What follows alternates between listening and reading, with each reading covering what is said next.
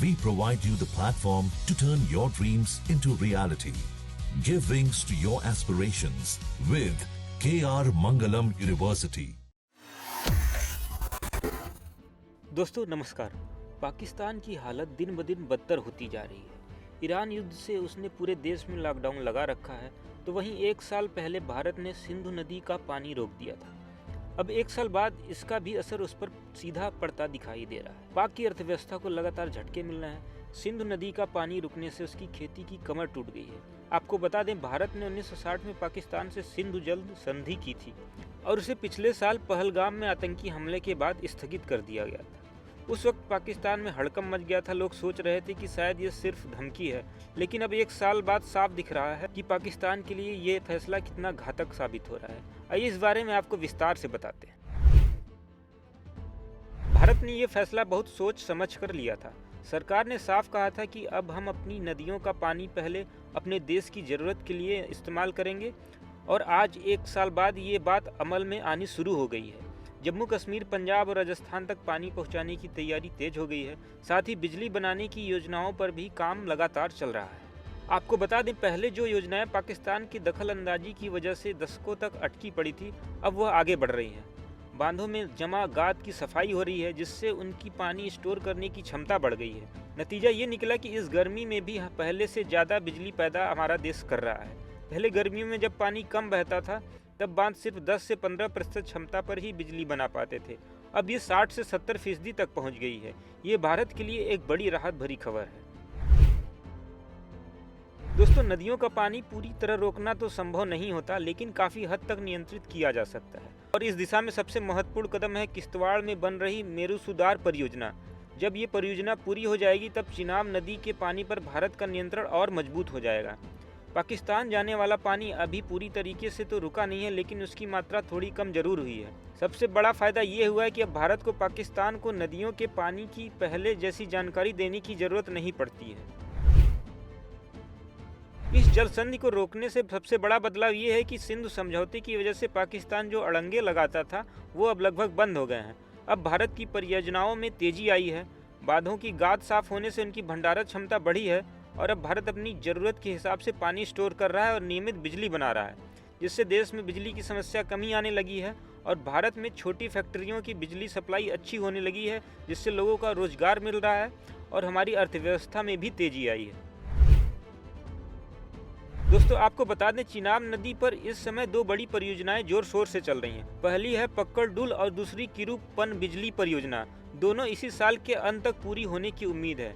इसके अलावा दूसरी छोटी बड़ी परियोजनाओं पर भी काम तेजी से चल रहा है। चिनाब की सहायक नदी मेरुसुदार पर भी पक्कड़ डुल परियोजना शुरू हो चुकी है। ये परियोजना खास तौर पर अतिरिक्त पानी स्टोर करने के लिए बनाई जा रही है, जिससे भविष्य में और बेहतर नियंत्रण संभव हो पाएगा। बुरसर परियोजना के पूरा होने के बाद चिनाब की जलधारा को और बेहतर तरीके से नियंत्रण किया जा सकेगा। जरूरत पड़ने पर पानी की दूसरी पन बिजली परियोजनाओं को भी पहुंचाया जा सकेगा। सवाला कोट परियोजना को भी केंद्र सरकार की मंजूरी मिल चुकी है। ये परियोजना पहले पाकिस्तान के विरोध और कुछ तकनीकी कारणों से अटकी हुई थी, लेकिन अब इसमें भी तेजी आने की उम्मीद है। हालांकि नदियों के पानी को दूर दूर तक नहर बनाकर पहुंचाने वाली योजनाओं पर अभी सरकार काम कर रही है। इन पर काम शुरू होने में अभी समय लग सकता है, लेकिन जो काम चल रहे हैं वो साफ दिखा रहे हैं कि भारत अब अपनी नदियों के पानी को अपने फायदे के लिए इस्तेमाल करने की दिशा में मजबूती से आगे बढ़ रहा है। सलाल पावर स्टेशन 1987 में बना था, स्टेज 1 इसका।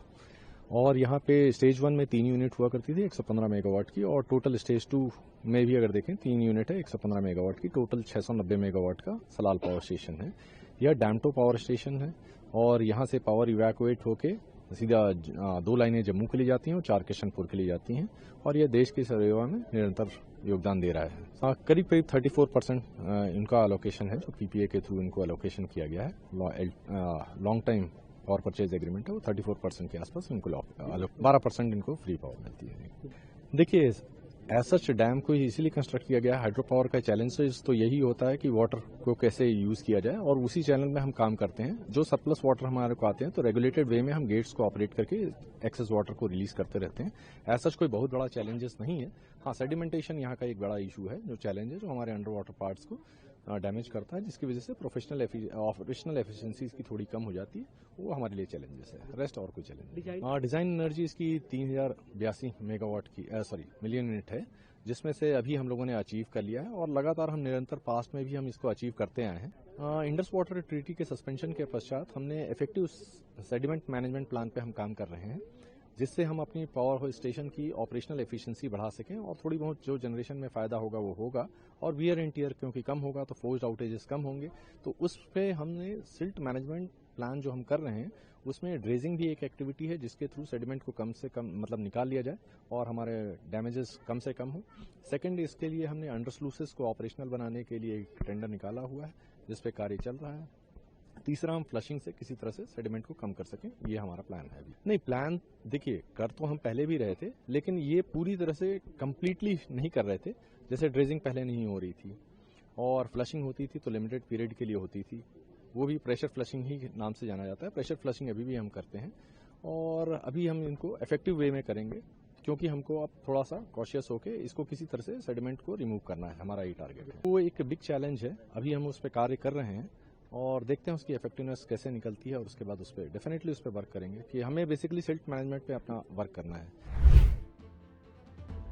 दोस्तों, सिंधु जल संधि को खत्म किए 1 साल हो चुके हैं और भारत इसका फायदा जोरों शोरों से उठा रहा है और अब असली नतीजे सामने आने शुरू हो गए हैं। पाकिस्तान को लगा था कि भारत कुछ नहीं कर पाएगा, लेकिन सच्चाई उलट है।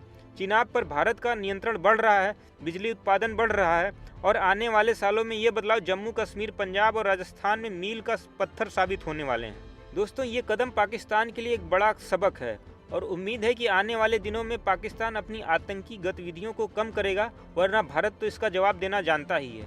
आपको ये जानकारी कैसी लगी कमेंट सेक्शन में जरूर बताएं। वीडियो पसंद आए तो लाइक करें, चैनल को सब्सक्राइब करें। ऐसी ही और जानकारी के लिए देखते रहें दैनिक जागरण।